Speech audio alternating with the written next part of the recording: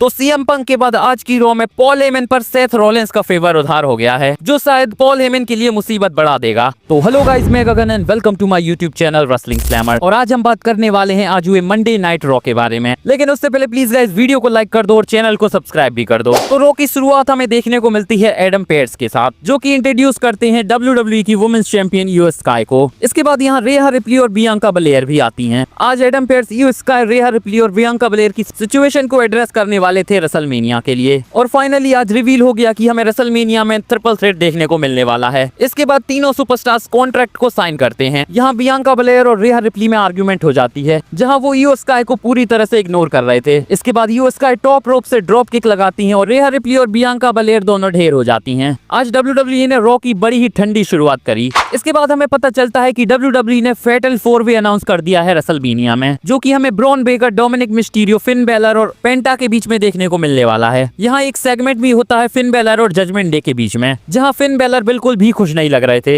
यहाँ Finn Balor indirectly Dominik Mysterio को loser भी कह देते हैं। देखकर लग रहा है कि WWE धीरे धीरे और भी टेंशन क्रिएट कर रही है डोमिनिक मिस्टीरियो और फिन बैलर के बीच में। नेक्स्ट मैच होता है वुमेन्स इंटरकॉन्टिनेंटल चैंपियनशिप के लिए लायरा वल्कीरिया और बेली के बीच में। ठीक ठाक मैच हमें देखने को मिलता है और यहाँ लायरा वल्कीरिया अपनी वुमेन्स चैंपियनशिप को रिटेन कर लेती हैं। इसके बाद हमें बैकस्टेज से कैरियन क्रॉस और एजे स्टाइल्स का सेगमेंट दिखाया जाता है, जहाँ कैरियन क्रॉस एजे स्टाइल्स से कहते हैं कि तू लोगन पॉल के खिलाफ रेसलमेनिया में मैच को किसी भी तरह से हार नहीं सकता, क्योंकि अगर तू हार गया तो हम सब हार जाएंगे। पिछले कुछ टाइम से हम देख रहे हैं कि कैरियन क्रॉस एजे स्टाइल्स के पीछे पड़े हुए हैं। पता नहीं WWE यहाँ क्या प्लान कर रही है। वैसे यहाँ एजे स्टाइल्स कैरियन क्रॉस से फ्रस्ट्रेटेड हो जाते हैं और वो उन्हें नेक्स्ट वीक मैच के लिए चैलेंज कर देते हैं। इसके बाद हमें अमेरिकन मेट और एल ग्रांडे अमेरिकानो के साथ मैच देखने को मिलता है ड्रैगन ली और LWO का, जहां मैच में हमें काफी अच्छे मूव्स देखने को मिलते हैं। लेकिन मैच के एंड में हम देखते हैं जब चैट गेबल अपने मास्क के अंदर कुछ छुपा लेते हैं और उसी के साथ वो हेडबट ड्रॉप लगाते हैं ड्रैगन ली के ऊपर, और इसी के साथ जीत यहाँ एल ग्रांडे अमेरिकानो और अमेरिकन मेट की हो जाती है। वैसे एल ग्रांडे अमेरिकानो बने चैट गेबल की बुकिंग WWE काफी अच्छी कर रही है।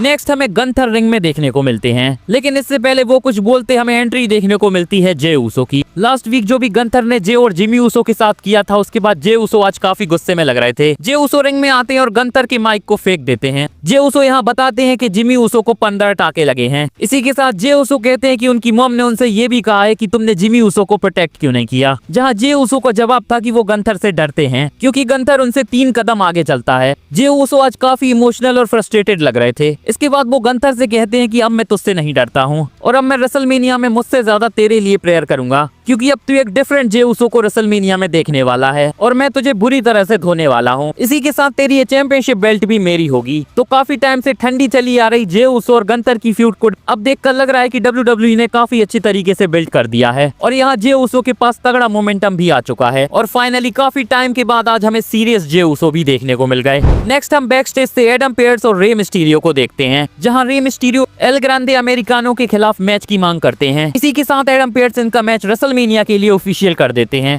नेक्स्ट मैच हमें देखने को मिलता है न्यू डे और वॉर राइडर्स के बीच में, जो कि टैग टीम चैंपियनशिप के लिए था। मैच में एक मूवमेंट पर जेवियर वुड चेयर लेकर आ जाते हैं और एरिक उनसे वो चेयर छीन लेते हैं और उसी चेयर से जेवियर वुड पर अटैक कर देते हैं। यहाँ रेफरी ये सब देख लेता है और ये मैच डिस्क्वालिफिकेशन में एंड हो जाता है और जीत यहाँ डिस्क्वालिफिकेशन से न्यू डे की हो जाती है। इसके बाद हम न्यू डे का अटैक देखते हैं वॉर राइडर्स के ऊपर। देखकर लग रहा है WWE वॉर राइडर्स और न्यू डे का मैच रेसलमेनिया में कराने वाली है। नेक्स्ट मैच हमें पेंटा और डर्टी डोमिनिक मिस्टीरियो के बीच में देखने को मिलता है। यहाँ एक मूवमेंट पर हम देखते हैं जब डोमिनिक मिस्टीरियो अमेरिकन डिस्ट्रॉयर लगाते हैं पेंटा को, जो कि पेंटा का ही मूव है। बात करें मैच के एंड की तो पेंटा ड्राइवर के साथ जीत यहाँ पेंटा की हो जाती है। इसके बाद कार्लिटो अटैक कर देते हैं पेंटा के ऊपर। यहाँ ब्रॉन बेकर भी आते हैं और एक तगड़ा स्पेयर पड़ता है कार्लिटो को। इसके बाद फिन बेलर भी आते हैं जो कि अटैक कर देते हैं ब्रॉन बेकर के ऊपर और एंड में फिन बेलर इंटरकॉन्टिनेंटल चैंपियनशिप को रेज करते हुए नजर आते हैं। यहाँ फिन बेलर को WWE ने अपर हैंड दे दिया। देखते हैं रेसलमेनिया में वो जीतने वाले हैं या नहीं। इसके बाद हमें रॉ का मेन इवेंट देखने को मिलता है पॉल हेमन के साथ। यहाँ पॉल हेमन उनकी लॉयल्टी की बात कर रहे थे रोमन रेंस और सीएम पंक के लिए और फिलहाल देखकर लग रहा है कि पॉल हेमन दोनों तरफ से खेल रहे हैं। इसके बाद यहाँ सेथ रोलेंस की एंट्री होती है, जो कि रिंग में आके पूछते हैं कि तू किसके साइड होने वाला है रेसलमेनिया में। यहाँ सेथ रोलेंस पॉल हेमन से कहते हैं कि रोमन रेंस को तुझसे कोई भी फर्क नहीं पड़ता, उसने बस तुझे अभी तक यूज किया है टाइटल को होल्ड करने के लिए और उसके जूते साफ करने के लिए। यहाँ वो सीएम पंक की बात करते हैं और कहते हैं कि सीएम पंक भी यहाँ बस पैसों के लिए आया है और वो किसी को भी यहाँ फ्रेंड नहीं बनाने वाला। इसके बाद सेथ रॉलिंस कहते हैं कि मैं समझ सकता हूँ कि तू रोमन रेंस और सीएम पंक को धोखा नहीं देना चाहता, इसीलिए सबसे इजी रास्ता यही होगा तेरे लिए कि तू रेसलमेनिया में आई ही नहीं और मुझे रोमन रेंस और सीएम पंक को बिजनेस को हैंडल करने दे। इसके बाद सेथ रॉलिंस कहते हैं मुझे पता है कि तू रेसलमेनिया को छोड़ने नहीं वाला,